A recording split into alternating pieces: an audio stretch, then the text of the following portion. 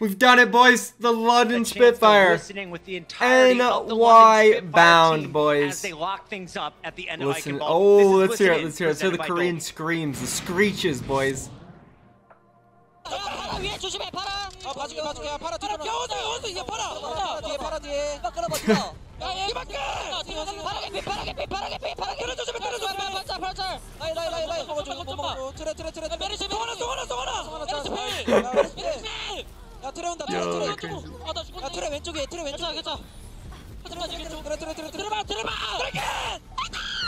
Okay, Odosin is going nuts, man. Wow. This is crazy, guys. It was so easy for them. Massive celebration and very deserving here. Podosian knew how important this match was, and for the second time this season, the confetti falls for the London Spitfire. There's Jack in the back. He's a happy camper, ain't he?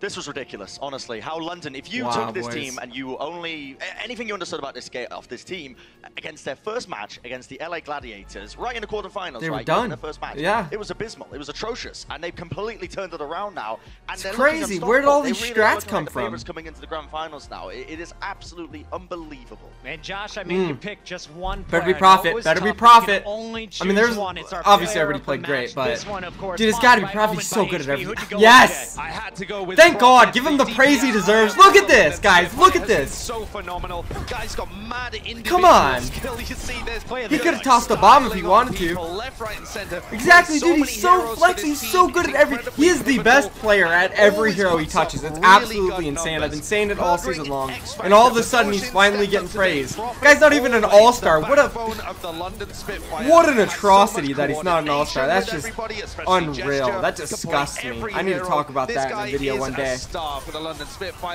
He will. He's so consistent. Other people, we have question marks about Profit. You know you can rely on. He's so consistent, man. Crazy numbers as always. Yeah, Mr. Consistent across the board, and honestly, an underrated player throughout the season. We haven't really given him the credit he deserves, but he really. Tell me about it, there, buddy.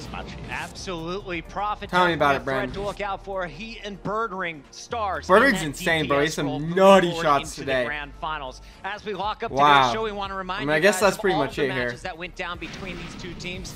They met up. So there we have it, boys. The London Spitfire moving on to the grand finals to either face off against the New York Excelsior or the Philadelphia Fusion. The talk of the town has to be the London Spitfire. The way these guys have turned their performances around from that first playoff match against the LA Gladiators to now is just the craziest thing I've ever seen in my life. These guys quite literally went from the worst playoff team, yeah, the worst, to the best. These guys are the favorites heading into New York, especially with the New York Excelsior looking lackluster.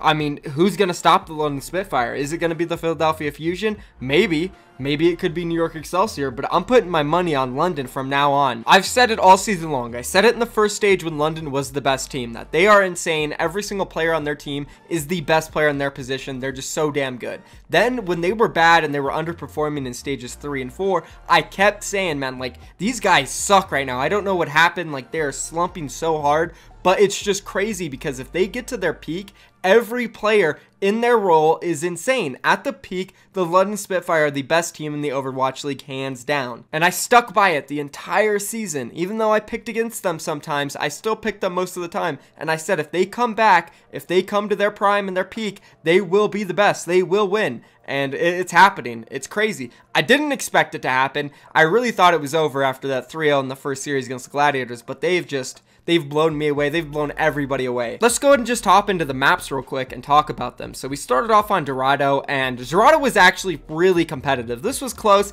I thought the London Spitfire were just rolling over the Los Angeles Valiant, but then on that last point, LA Valiant, they pulled out a crazy team fight where London Spitfire clearly had the advantage with ults and numbers-wise, and this snowballed them to holding for 3 more minutes. Fortunately for London, they were able to get that last team fight, and they capped with 4 seconds left. Then, on the Los Angeles Valiant's attack, they came out firing. It was super fast, maybe 1 or 2 team fights they lost on the first and second points, but they got to that third point with like 4 minutes, just like the London Spitfire did. And they looked like they were going to cap it early as well, but London Spitfire, they did the same thing that Los Angeles Valiant did, but just a little bit better, and they held them on that third point, and they took the first map, Dorado. Overall, it was very similar to the first match that they played on Dorado. Like, it went the same way, the same strategies, the same comps, basically. Then we moved on to Oasis, and this is where it got super spicy. And again, as I mentioned in my video earlier with the prediction, Oasis is London Spitfire's worst map in this entire pool that they played against the Los Angeles Valiant today. So if there was a map for them to lose, it would have been Oasis. But London Spitfire, they came out in that first round, they were like, yo, we have the craziest strats, we're running wild stuff that you cannot counter. They're running Prophet on Tracer, Bird Ring on Reaper, which, you know, okay, a Reaper, pretty cool. But then they weren't running a Diva. They had Fury on Soldier, and then they had Bedousin on Brigida, and then they're running solo heals on Lucio. Like, this is crazy, man. Gesture obviously was on the Winston, but like, what is this comp? The Los Angeles Valiant were like, what the hell? They were running a standard comp. They had Soon on the Widowmaker, Space on the Diva, Agilities on Brigida, Kariv on Zen, Custa on Mercy, Fate on the Winston, you know, real standard. And they didn't know what to do, man. They tried to swap it up and counter the London Spitfire by putting Kariv on Tracer, Agilities on the Pharah, and keeping Soon on the Widowmaker.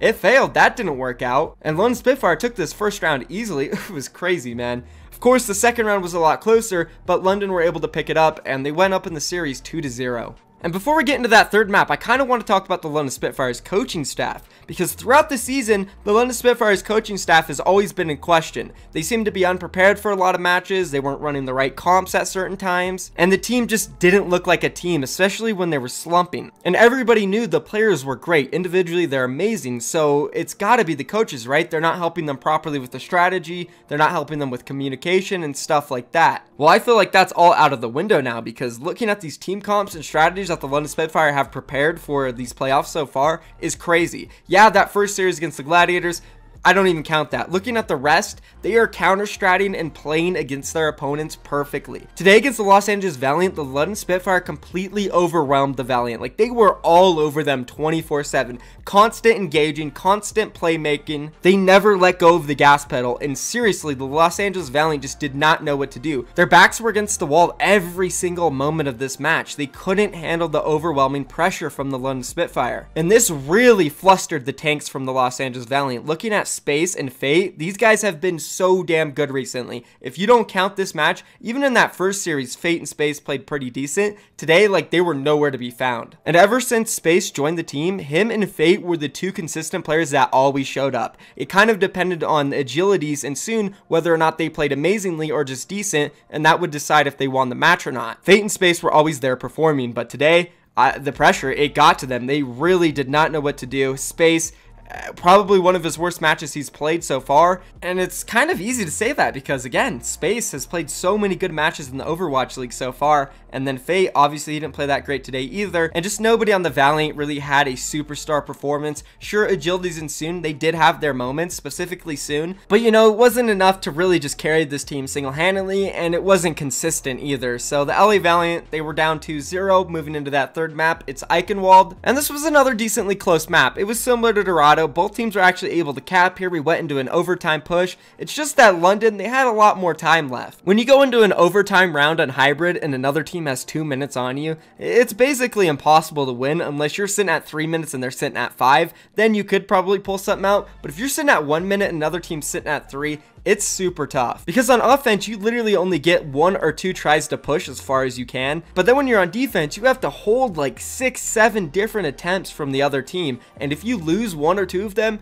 you lose. It's over. And that's pretty much what we saw in the overtime from Eichenwald. Again, we saw these crazy cool strategies come out from the London Spitfire. They're running just a bunch of random heroes on a ton of different roles, but Bedousin, Prophet, Bird Ring, they were all swapping around, and it was just super exciting to watch. It actually makes me really happy to be a London Spitfire fan right now because they are delivering the highest level of play and the crazy plays. So honestly, I don't know who can stop the London Spitfire. I said it earlier in this video. Could it be Philly? Maybe. Could it be New York? Maybe. But I'm not going to give them a chance against London looking like this. And one thing we got to remember is a lot of players in the Overwatch League, specifically the LA Gladiators, were saying that Philadelphia Fusion was 100% going to be better than New York. And we didn't believe them. I mean, I didn't at least. I don't know about you guys. And look, Philadelphia Fusion is better than New York. And then they were all also saying that LA Valiant was going to win. Even more were saying that LA Valiant was going to win the entire thing. Well, the LA Valiant just got walked all over on by the London Spitfire. So I think if that tells you anything, that the London Spitfire have a good chance to win this entire thing.